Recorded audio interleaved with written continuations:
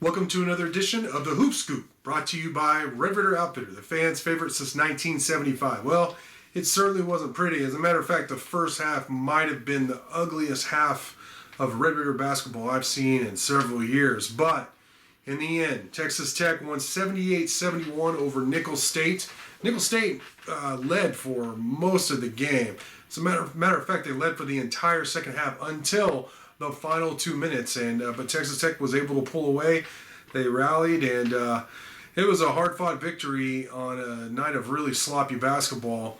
I felt like, and this is something that Pop Isaacs, who had a great game, best game of his young career at Texas Tech, and Coach Mark Adams said in the post-game press conference, which I agree with, is that for most of the game, Nicholls State just flat out played harder than Texas Tech, and that's tough, I mean, that's not typical Tech. That's not what Texas Tech is known for. They're known for their toughness and playing hard, and there's a lot of things to work on. This is not some victory to celebrate, but it is a victory. It's Texas Tech's 26th consecutive victory at home at the USA, United Supermarkets Arena. So, that's good. And there were some bright spots. I'm going to get to that before some of my concerns. And you could hear this in great detail from both Mighty Joe and myself in a podcast, Hoop Scoop podcast we did right after the game, after the press conference. And then, of course, Joe has his Jaeger shots, which should already be posted by the time this is posted as well. But some bright spots were, Pop Isaacs, like I said, 24 points, career high, 5 of 6 three-pointers, 7 of 8 free throws.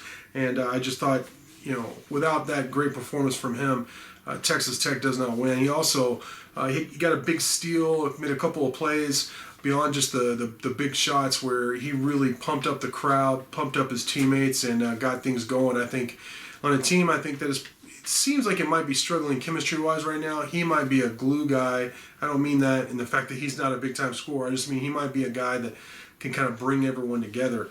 Another true freshman that had a great game is Lamar Washington, probably the best game of his young career as well. He had 12 points, all from the free throw line, 12 of 17. He also had 7 rebounds, 5 assists with just 2 turnovers. So those two guys played really well. Kevin O'Banner had a very bad first half and had a tournament O'Banner type second half. He finished with 20 points, 16 of those coming in the second half to go with 7 rebounds. So he also had an assist.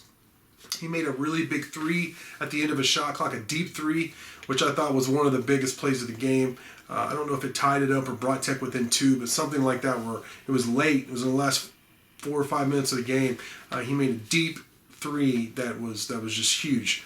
Overall played great in the second half. First half, not so much. Davion Harmon, he played 39 minutes. He played a lot, but he did not shoot well. Only 1 of 8 from the field. That was a problem. Daniel Bacho, 14 points, 9 rebounds, 2 assists, 2 blocks.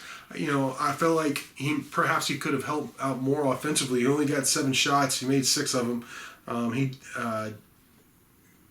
he only made 2 of 7 free throws, and he's been a pretty good free throw shooter. So, and Tech really struggled from the free throw line in the first half. They shot, just 10 of 19, so just over 50% from the free throw line in the first half. In the second half, they went 70%. I think they made their final 12 free throw attempts, which they don't win without that. A lot of Pop Isaacs and Lamar Washington there at the end. But they ended up shooting 63% from the free throw line, which is fair. It's not terrible. It's not great. A lot better than what they looked like in the first half.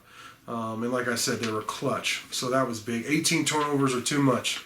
They only got 2 steals against Nicholls State, and that's crazy. And their first steal came with 5 minutes remaining in the game.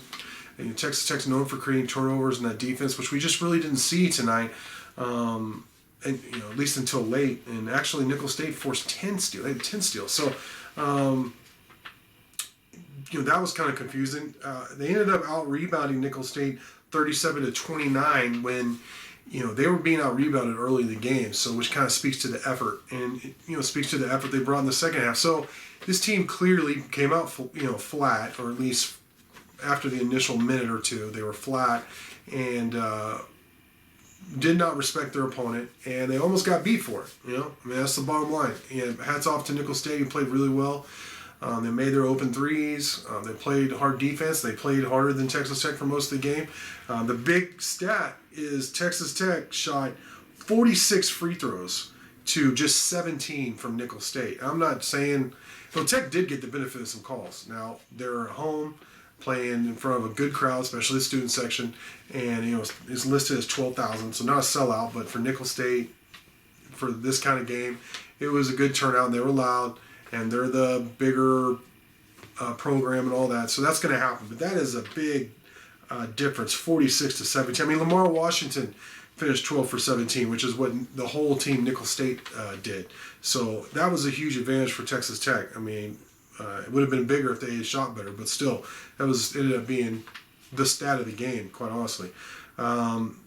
So those are some mostly good things, but I have some concerns. I went into great detail on the podcast, but which of course you can check out Inside the Red Raiders. But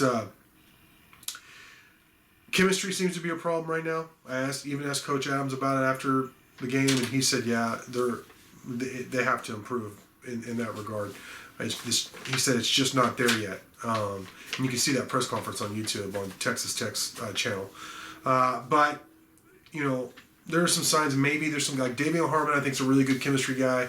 Pop Isaacs. Jalen Tyson, who, oh, by the way, he missed the game because of a sprained ankle. Coach Adams confirmed it's just a sprained ankle. They expect him back for Eastern Washington, and he was a game-time decision tonight. So it's nothing serious. He was in an air cast, his left foot and ankle.